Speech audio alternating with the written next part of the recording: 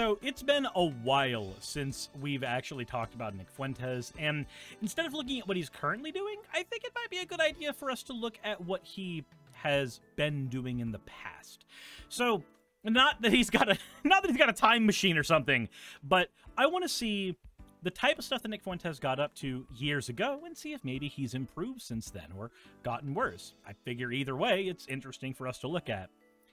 Like this model that I got forced into by stuff because I have a choose a model redeem on my channel. But before we get into any of that, let's go ahead and get into the fan art section. This one is from Mathematical Cabbage, and it is a biblically accurate neck coin because I don't get to avoid the neck coins. I never actually get to avoid them ever at all. There's just my life is seeing this thing forever, always. And I wish I didn't have to, but the only thing math says is be not afraid. And it's this thing. Anyway, as always, thank you for your fan art submission. If you want your fan art to be shown in a future video, don't draw coins! Let's get to Fuentes and his... Well, this is not just past Fuentes content. This is a former KKK leader trying to intervene on Fuentes, trying to get him to see the error of his ways early. Hey, that's the wrong thing. I'm not playing Fortnite right now. What are you talking about? How long will the white race have to continue persecution? We will not let this continue. They piss me off so much. Recent report cites 182% increase in white supremacist propaganda in the last year. When I was in the Klan, I brought in tons and tons of people, a lot of people. I can't change the past, but I can try to help people now. I want to try to bring out as many people as I can and prevent as many people as I can from joining. Right now, the whole academic racist thing is popular, right? It's popular for them to be racist.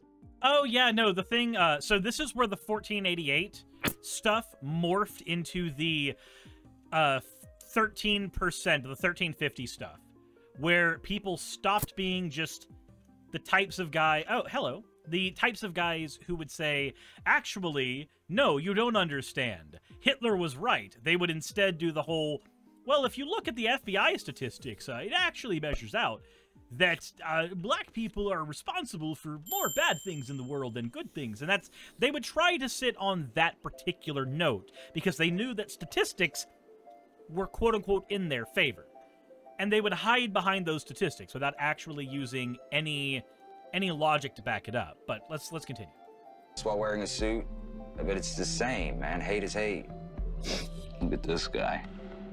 Black is beautiful, Black excellence, Black History Month. Look at all these cool black leaders. What if we had White History Month? Look, everybody gets to have pride except for us. Clearly. Oh boy, I don't think he understands that the problem is that, like, white pride is kind of the default in America.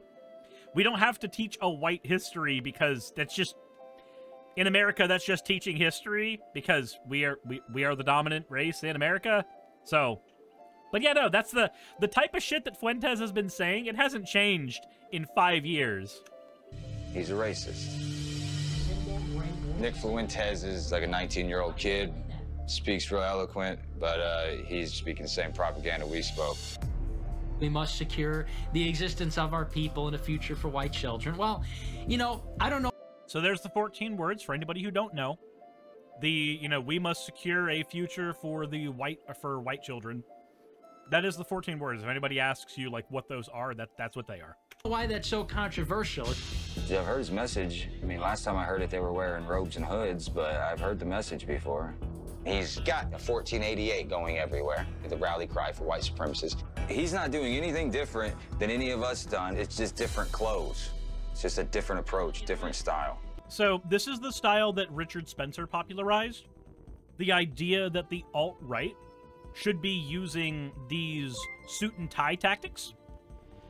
So what was 1776 again? The day the USA got independence.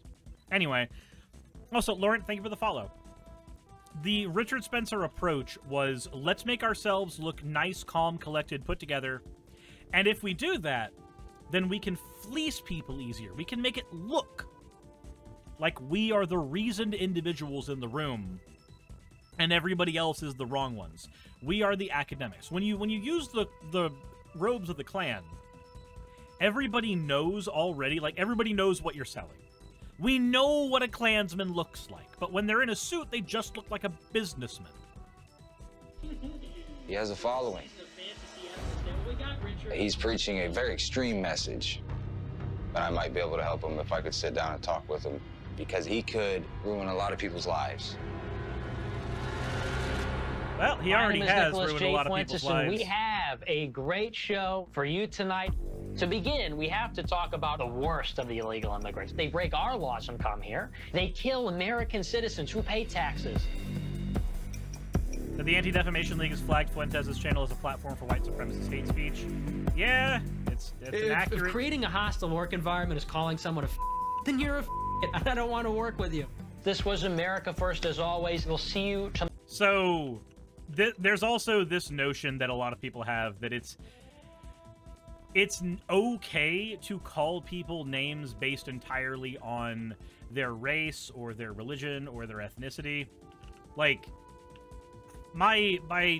there's a family member of mine who had this thought as well, where he's like, look, if they don't want to be called N-words, why are they acting like N-words? And I don't understand why we've ever needed the racial component. Like, these are the same people that try to say, oh, well, there's no such thing as a hate crime. Murder's already illegal. Well, yes, but the racial component or the ethnicity component or the religious component, that part is important for the distinction. If your insults need to have the distinction to punch correctly, then I'm sure that we can put legal distinctions on things, too. 1776 on plates has also become, sadly, a clapback against the 1619 project. That's unfortunate. Yeah, the 1619 project was just a project to try to show that American history goes back further than the Revolution. To say that, hey, there's actually a whole lot of stuff that America was involved in and is important for us to remember that is not just, you know, the Europeans came here and then won their independence from other Europeans. There's a lot of other people's histories that are erased when you use just the 1776 start time for America.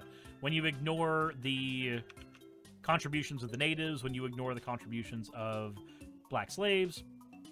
That's the point of the 1619 project.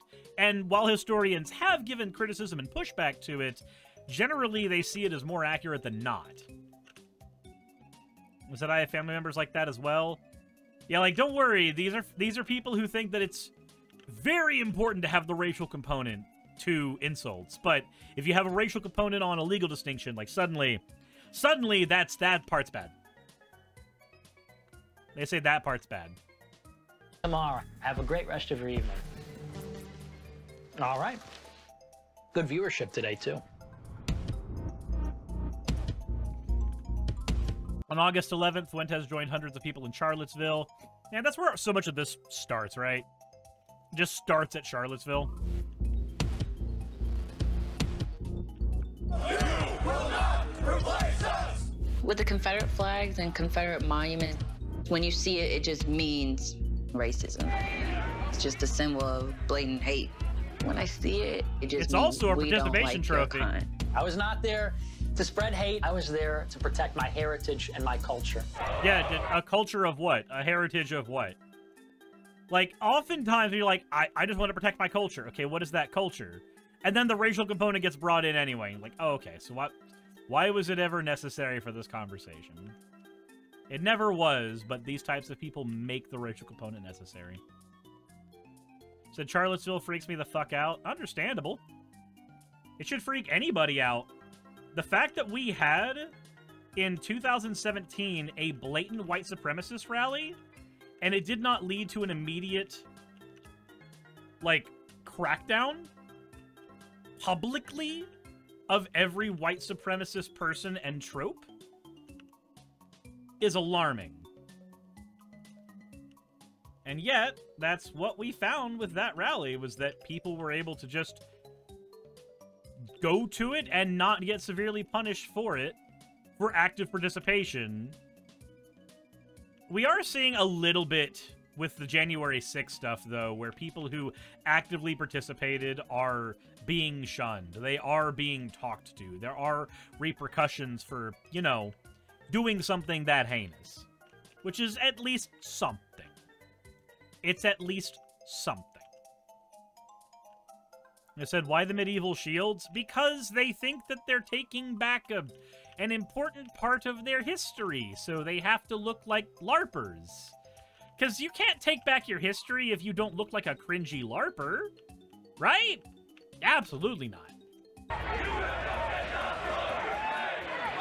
The white supremacist groups, their goal is to eliminate the other races. Their demonstrations are just dangerous. I mean, people got killed during the National Guard to start breaking up the demonstration. My mom calling me frantically said, somebody's just been hit by a car. Are you okay? Are you all right? And I said, yeah, I didn't hear anything about that. Man, imagine going to a white supremacist rally and your mom is just like, sweetie, I just hope you're okay. The death was a tragedy, okay? But let's not pretend like we're talking about Gandhi or Martin Luther King Jr.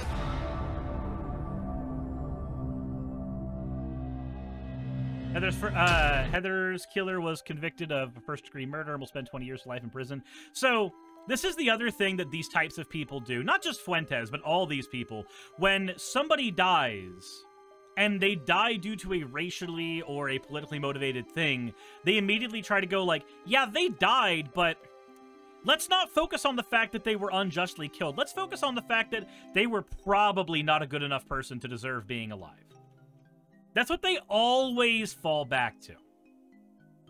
They always fall back to some way of saying that this person did not deserve to live.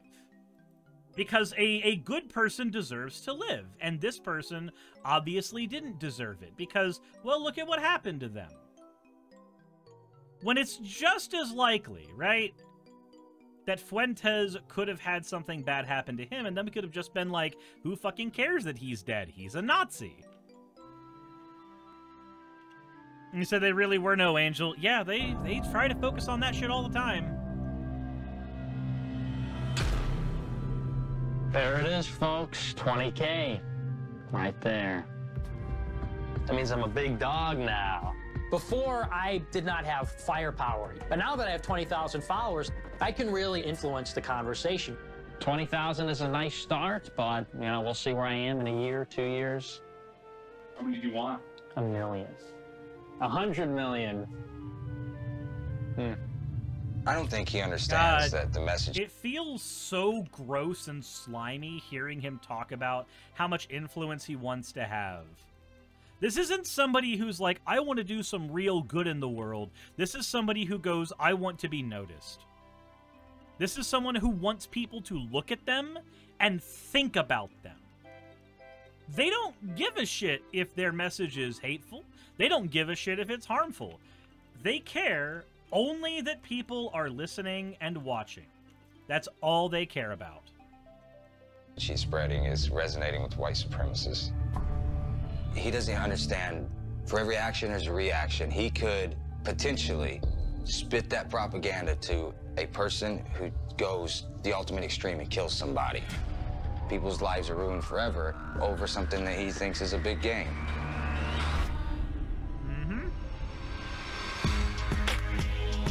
We're going to... Yeah, that's the important part here, is that for someone like Fuentes, this is a game. This is how many people can I get. This is why the rhetoric of, I would just say things that would get me hated, and I would get really popular off it. That's what I would do. I find that to be the rhetoric that you would fall back on if your goal was to just be a career scumbag.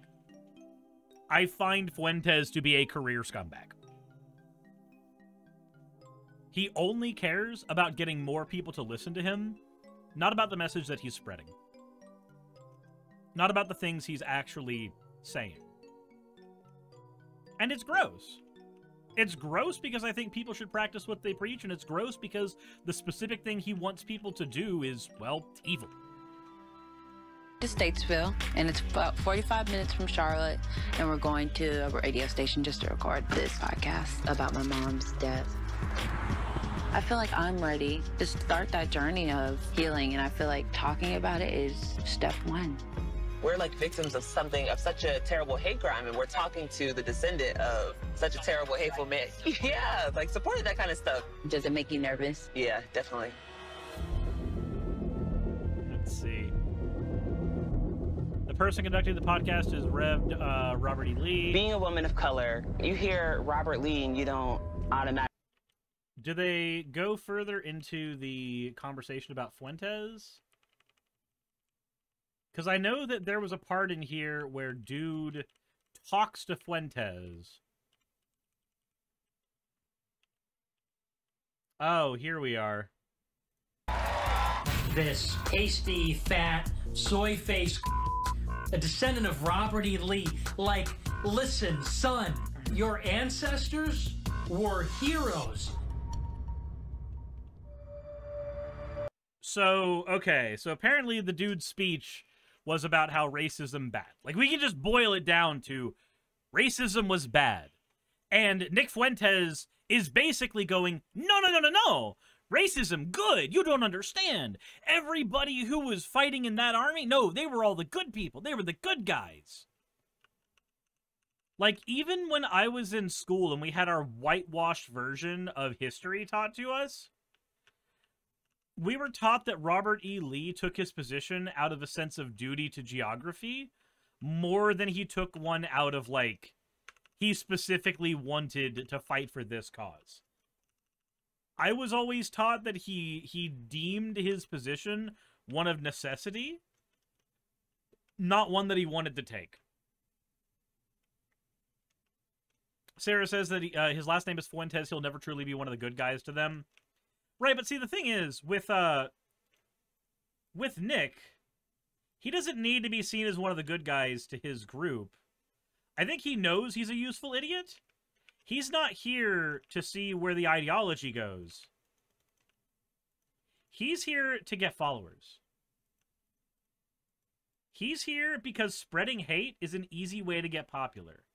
Because there is a group of people who feel disenfranchised because the world has moved past their ideology, and Nick wants to capitalize on that. He wants to take those people and elevate them, because he knows that those people will elevate him, because they don't have that many people to turn to. And not in a good way. This isn't like these people are disenfranchised because they just haven't had a fair shot. These are people who are disenfranchised because they think that the Jews are out to get them, and they're fucking stupid.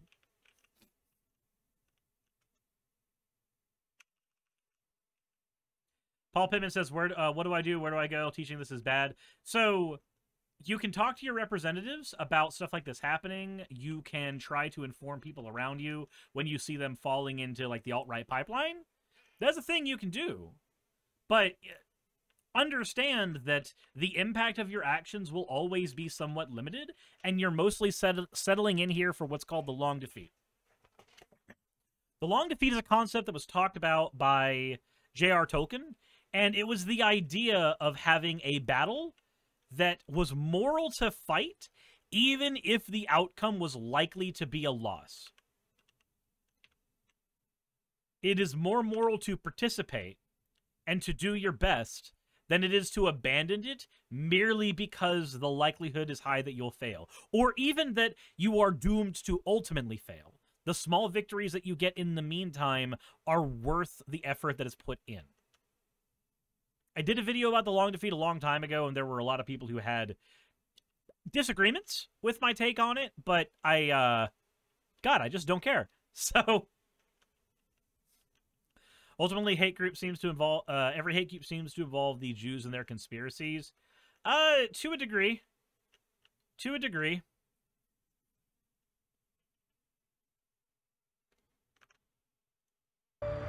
I know you said that you resigned because of the attention that was going to be brought onto the church. Do you feel like it was deeper than that? You guys were giving a good interview. Yeah. I was serving a church in Winston-Salem. They thought that by me going on the VMAs and saying that Black Lives Matter, I was endorsing a terrorist organization. And so they gave me two options. I could either recant it or I could resign. It was really hard. There's obviously so much hate. You could obviously take the third option, get on that stage again telling them that you're going to recant it, and then just don't. Tell the congregation that I have been told by my organization that I need to recant a position that I hold deep in my heart, that I need to step in line with everybody else. And I don't think that's fair to you or anybody here. These people might try to take the mic from me tonight, and if they do so, I would like you to try to stop them. Because I think what I have to say deserves to be heard. And I think everybody deserves to live, and their lives matter, and there are some lives right now that are more at risk than others. And we have this really bad habit of trying to wash that away by saying, no, no, no, no, no, all lives matter, or something like that. But if Jesus were the one in the pulpit right now, he would be telling you that, yes, every life is sacred, but there are currently some lambs in the flock that need to be shepherded over more than others because they are at risk. And any shepherd worth his salt will recognize when some of the members of his flock are at risk and need to be taken care of, need to have a more critical eye than others. Twilord says, why do the far right hate Jews but love Zionism? It's very, very simple. Because a lot of people on the far right are Christian fundamentalists. And a Christian fundamentalist conspiracy theorist generally believes that the world is going to suffer an apocalypse, and that one of the necessary aspects for that apocalypse to happen is the establishment and curation of Jerusalem. Because it's talked about in various books in the Bible and in Revelation. They believe that Jesus can't come unless the apocalypse is happening, and the apocalypse that's going to happen is specifically the one from the Bible. So they fall back onto that a lot. Our world. There is enough hate to kill people.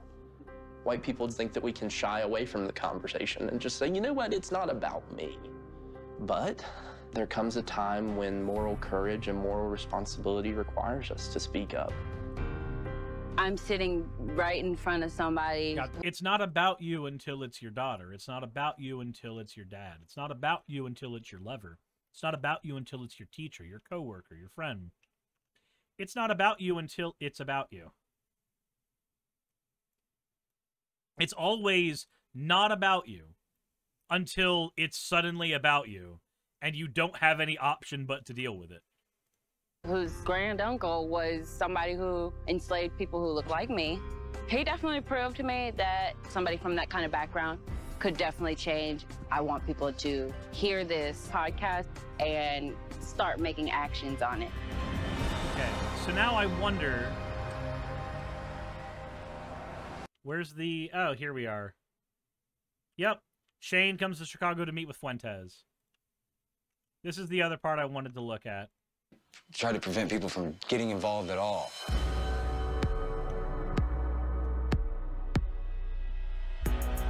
I see myself as an antagonist. I've never really put myself out there as somebody who wanted to be liked. I enjoy stirring the pot a little bit.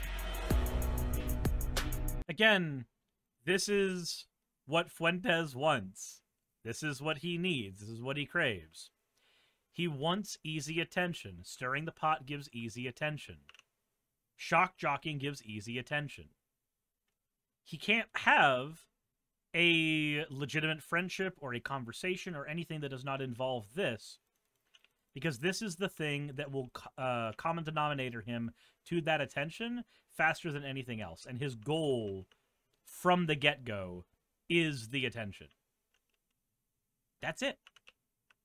Like that. That's not a person that I would want in my friend group. That's not a person that I would want around me. That's not a person that I could put my trust in.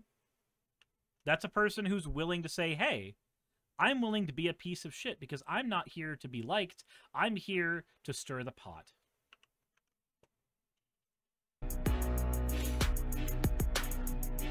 When I wear the hat around the city, it's a lot of dirty, nasty looks. She should get the back in the kitchen.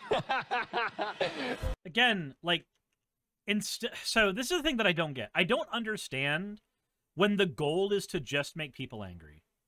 I don't understand that. I don't think I'll ever understand that because it's not a sustainable mentality. anger isn't forever. You have to keep finding more and more extreme ways to keep an audience invested in the thing you're telling them to be angry about. And because of that, just from an economic standpoint, it feels unsustainable. Because after a certain point, you will have taken every safe avenue to making people angry you possibly could, and you will only be left with incredibly dangerous ones. And it feels wrong and scummy, not only from the position of, hey, this is a bad thing to do because it gets real people hurt, but also just, in general, this is not a thing that you can do long term. This is not a thing that you can do in perpetuity without eventually risking people. People's lives will eventually come to harm or come to great risk because of your rhetoric. And there's no real way around that. So, I just don't understand it. Here we go. Quite the crowd. We'll get the periscope working. People want to see conflict, so we're gonna shoot it up here on Twitter. Oh, maybe before I turn the phrase. Here we are, folks. Moms demand action, anti-gun rally. And here you can see people are very upset. Actually, they want to take your guns. And they've all made their nice little homemade signs. Very sweet.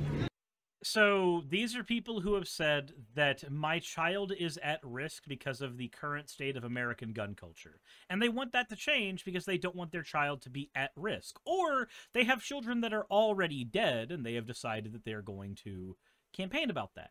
Can you imagine telling a parent whose child is dead that, nah, this isn't that big a deal. This isn't that big a deal. Your kid dying? Nah, not that important. Can you imagine being that kind of person? What kind of sociopathic deserve to be punched in the face like an actual Nazi behavior? You have to showcase to have that particular position? What does that say? NRA guns equals blah, blah, blah. Dude, why are you concerned about the NRA? I'm not even really sure why I'm talking to you. Why not? Because it Why are you concerned about the NRA? Because the NRA is one of the main gun lobbies in America? I don't know. It seems like a pretty reasonable group of people to be upset about if you're worried about guns.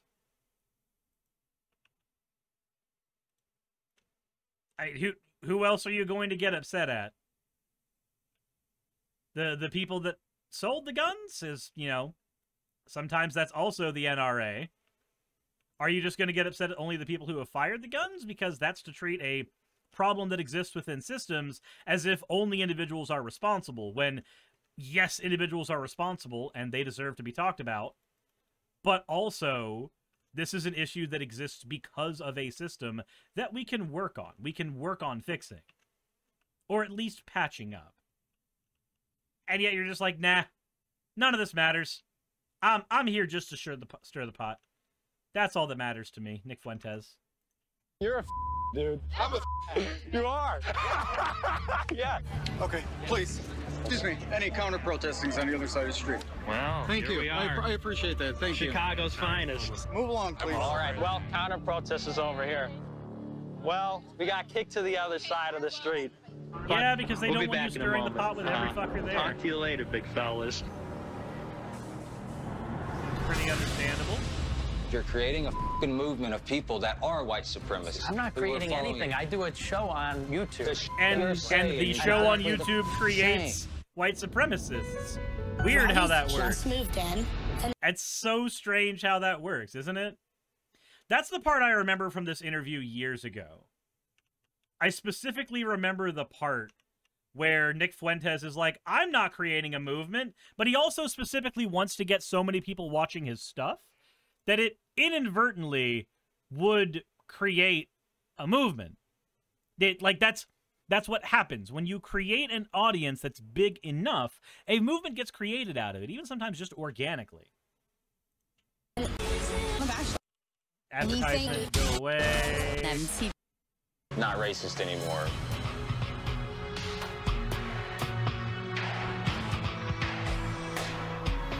Hey, Shane? There is a process of planting seeds, and those seeds are just thoughts. That's what brings the ultimate change, is when they're able to start questioning what they believe in, because then they start realizing, like, this is a little crazy. Hopefully I can get him to recognize the message that he's preaching is a message of hate, and it's dangerous. One thing, man, look, I used to be involved with some extremist groups. 14 words, securing the existence of our people and a future for white children. I see it on your comment board, you know, people. Oh, yeah. So the message is the same, right? The rally cry is exactly the same. So Sure. I don't understand the difference. I mean, you guys present it a little differently. Right. I just believe that these are a lot of legitimate grievances that we have. I mean, look at what's happening in our country where the birth rates for white people are below replacement rate. I mean, doesn't that concern you? I mean, why would it concern me? Why? So the question is never, are you not concerned that the rate of birth of white people is lower? The question should always be, why am I concerned with specifically the birth rate of white people? Justice says citation needed. No, it's true. It's a true statement. Because statistically, any nation whose population has a higher standard of living tends to have less children. The more educated a nation is, the fewer children they tend to have as well. These are stats that we understand. These are stats that we know. People who are focused on their careers more tend to be able to earn more money, tend to have fewer children. As a result, they tend to be in a situation where even when they have kids, it's 1 or 2, whereas the replacement rate is about 2.7. The question is not, are white people at replacement rate? Because that's a question that doesn't matter. The question is, and really should always be, okay, why does that matter? What aspect of being white is so important to you? Most people who are not put in a situation where they are forced to abandon their culture do not tend to tie their culture to their race, generally speaking, because your race is not an aspect of your culture. Not really. Not in any meaningful way. Man. No. If you believe that your race is superior over other, you believe the white race. Which I don't, though. You don't. I don't believe. You don't believe white people are superior. Not at all. What do you believe? That you have differences between the races. So you want it to be like the 50s? Sure. The 1950s, we were a Christian nation. Men were men, women. So again, he does the whole, I'm not racist because I don't think white people are better. I just believe that white people are better at certain things and black people are better at certain things. But he won't actually say what those things are. And when he's pressed on it, he has a bunch of vague platitudes. Fuentes has always been this way. He has always had a myriad of vague platitudes that he is able to point to instead of actually defending himself. You can see this in any debate he's done. You can see this in his conversation with Destiny. You can see this across the spectrum of people who have done interviews with him. You can see it when he's justifying, you know, putting himself balls deep in a cat guy. You can see it there too. You know, lots of places. Women were women. In the 1950s, there were still homosexuals. There were still atheists. Of course, but they were seen as deviant and not normative, which is different. Okay, so, yes, things are different now in that we still have people of varying races and genders and sexual preferences. We just happen to be more okay with them existing now. Fuentes wants there to be people saying that other people existing is not normal and not good. I don't find that to be a reasonable position. I don't. I don't think I'll ever find that to be a reasonable position. Well, you know, it's funny. I actually got into a big fight with a ton of people in the movement because they were marching with the KKK, because they were marching with skinheads. I said, I'm not about that. Why would you not want to march with them? Wouldn't you guys want to unite? But you understand that the KKK... No, he doesn't want to march with them because the entire point of Spencer's alt-right, from the beginning, has been to make themselves have all of the exact same beliefs, but color them differently so that they are taken seriously. Nobody takes a Klansman seriously, unless they're a fucking moron. But people do take people who sound very reasoned and in suits seriously when they say all the same shit. A former KKK member can recognize when they're saying all the same shit. Weird, right? KKK has a legacy of killing people. The alt-right has killed people. No, they haven't. Who they killed? Somebody died in Charlottesville, didn't they? Mm-hmm. The you're saying now is the same. Listen to it. The alt-right has killed people. No, they haven't. Yes, they have. Here's an example of one of them who have been killed. Okay. My guy! The goalpost moving is extreme and saddening. Oh my god. It's extremely saddening, too, when you consider that there's probably no way out for Fuentes, right? He is financially tied to this. Like, this is his personality now. This is his life. He doesn't get to get away from this anymore because this is what he's built for himself. This is his legacy, basically forever. Because he didn't just want to be a KKK member. He didn't just want to be a racist. He wanted to be a public one. He wanted to be somebody who was known for being a parasite on society. That's his legacy. That's what his legacy is always going to be.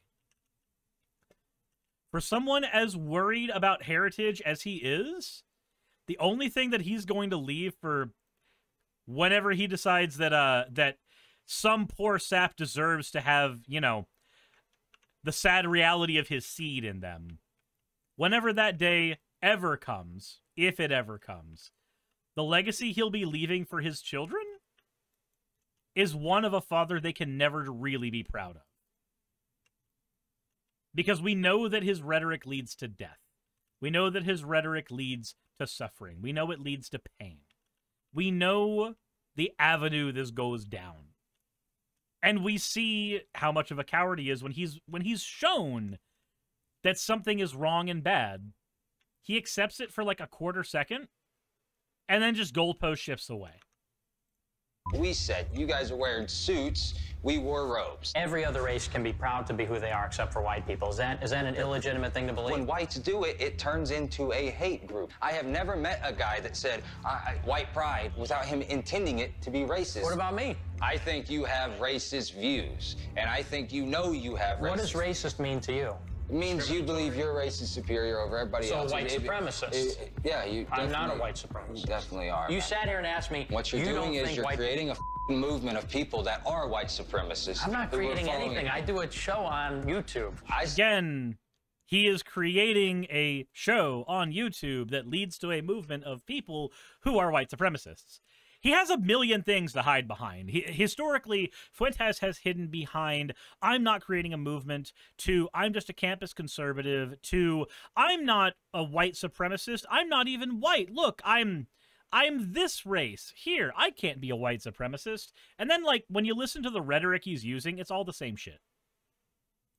I see a lot of 1488s, man. I can't control what people comment. Why do you think that people are coming to you? Now, if you're saying you're not... Also, when he goes, I can't control what people comment, but in this video, we've seen him say the 14 words in a positive light. He can't control what people comment, but they're commenting the things he said. It's true that people tend to build communities around themselves, right? They tend to attract like. I try to have a diversity of people in my audience, but it tends to be that most of the people in my audience are going to be people who are in some way, shape, or form like me. A lot of people in my audience are guys. I am a guy. A lot of people in my audience are cis hetero. I am cis hetero. There's going to be a lot of people in my audience who grew up lower class. I did. A lot of people in my audience are going to be people who have had to deal with retail work, fast food work, who've had to deal with this bottom rung of society bullshit. I did. And oh, wow, it's weird. I talk about leftism, and somehow a bunch of people in my audience just so happen, just strangely, they happen to be leftists of some variety, shape, flavor, or form. It's so awkward, isn't it? How the rhetoric you use can influence the people who want to be around you, whether in a digital space or in a real space. God, it's so strange. It doesn't, I just don't even understand it. And yes, a lot of people are LG barbecue as well.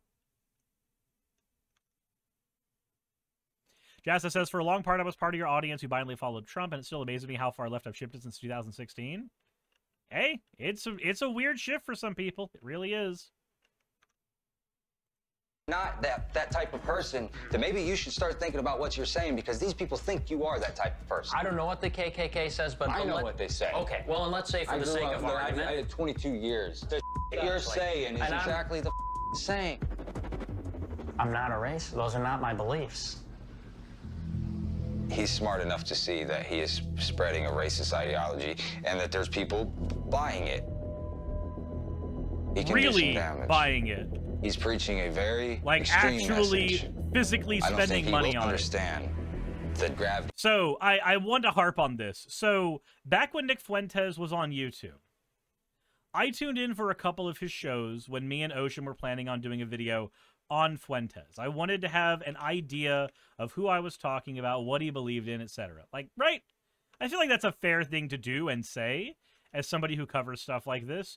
You want to know what the people you're covering believe and think, so that you know you're not just being a piece of garbage. Also, thank you very, very much, Rin, the pianist, for the follow. You tend to want to make sure that you have an idea of what these people are believing. So I tuned into a couple of Nick Fuentes' live streams. It was always the same. $30 dono, $40 dono, $50 dono. Like, the money that he gets off of his stream is kind of crazy. He gets a fuckload of it. So it's not just people are buying in a metaphorical sense. People are actually buying in to what Fuentes is saying, because they are spending money on it. Because that's what happens with every streamer. You have people who believe that for some reason what you have to say is worthwhile, and then they spend money on it. And, you know, it feels weird as fuck when y'all do it with me. It feels weird as shit. But I recognize it happens. Said love is sadly a harder sell. Yeah, because love feels like it should be the default for most people. Love isn't interesting. Love doesn't rattle people up. Love's not a radical new idea. But even though love has existed for as long as hatred, hatred always feels spicy and new. Hatred always feels like that je ne sais quoi that we just can't have, but we are born with it. It's part of our being. It's part of who we are. It's the spicy thing. And it's stupid. It is one of the great failures of humanity, and will always be one of the great failures of humanity. In that we have never found a way to truly sell love as well as people sell hatred. Think about a show like Steven Universe, right? I have my gripes with it, but it is one of my favorite shows of all time. Think about that show. That show sells a lot of love. It's the entire premise of the show.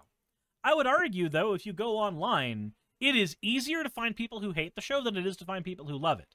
Not people who are ambivalent towards it, who don't feel one way or another, but people who legitimately hate it. Either for the messages it's spreading, or the art style, or whatever. There's a billion reasons. It's easier to find it. It's louder. It's more pervasive. It's damn near everywhere. And it is that way with, and I shit you not, everything. It is always easier to find hatred. It's always easier to find people who do not like something. Unless something is considered so classic that it has to be loved by everybody, the hatred for it will always be easier to find. Especially when something is about love. When like Undertale. The Undertale fandom is an interesting beast, but the Undertale hate fandom is arguably a more interesting beast. Because I can't figure out what there is to actually hate about that game. I can't. I've never been able to, and yet, the hate fandom for that game I have been able to find far more readily than anything else if I am actively looking for Undertale stuff online. Which I don't really. Not anymore. There was a time where I was hyperfixated on it, though. And believe you me, Twitter is not a place to be when you're hyperfixated on somebody, because you will watch everything go from sunshine and rainbows to just vitriol and hatred very, very quick. That he's saying until somebody takes action.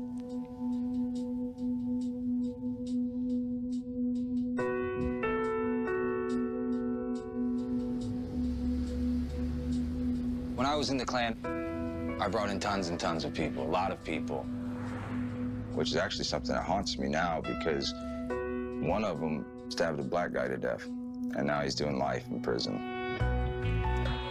So dude recognizes that his actions have consequences and his words have consequences. Because contrary to popular belief, words are actions. Words are something you do. You have to physically say them. They don't exist in a vacuum. They don't exist in a void. They don't exist as this esoteric thing that doesn't matter. They are something that once said cannot be unsaid, and oftentimes the damage that they cause cannot be undone. Words, in many cases, can cause more damage than a bullet. A bullet, once survived, is something that you will heal from. There might be some lasting damage, but words? Interestingly enough, words always have lasting damage. They always have a lasting effect. If somebody says something cruel to you, you might think about it for weeks, months, years. If somebody shoots you, again, if you survive it and there are no other complications, that's a memory you have, and depending on the situation, there may not even be any trauma involved with it. Words can be pointed. A knife stab, a bullet sting, these are things that will always do the same kind of damage. The only thing that will change is the situation around them. But if somebody knows you well enough, they can use words that very specifically are meant to only hurt you. This is why random people online are so easy to get in fights with and ignore, but the minute the same stuff is said by your family, it hurts way more. Because these are people who know you. These are people who understand your struggles. So when somebody tries to say that, yeah, their words don't matter, no, your words matter. Your words can cause a butterfly effect that will lead somebody to be a piece of shit, or it will cause a butterfly effect that will lead somebody to be a good person. You have no control over which path they choose, but you can certainly influence them. Failed Legend says the saying, "Sticks and stones may break my bones, but names will never hurt me," drives me nuts. It's so wrong. So, it's a saying that is said as a truism because we desperately want it to be true. We desperately want it to be true that words can't hurt us. And we can certainly put ourselves in a situation where words are less likely to hurt us. But the reality is, words are as much a weapon as everything else. What's scarier, one guy with a gun or a very, very good politician with his words? That one guy with a gun can cause a finite amount of damage to a group of people, and he might seem scarier in the immediate to you. But that politician with his words, whether it be words that get written down as a law or words that are used to rile up a crowd, that politician can cause more lasting damage to a group than one guy with a gun ever can. And the minute you start increasing the amount of people who can use their words for ill, you're just multiplying the problem. I don't think there's an accurate measure for how much damage can be done with words. But there is an accurate measure for how much damage can be done with a bullet.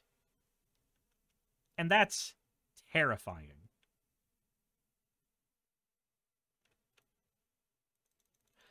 But that's about all I've got to say about that and Fuentes and everything. I wanted to cover that because it was an old look back on who Fuentes used to be. And interestingly enough, it's the same person he is right now.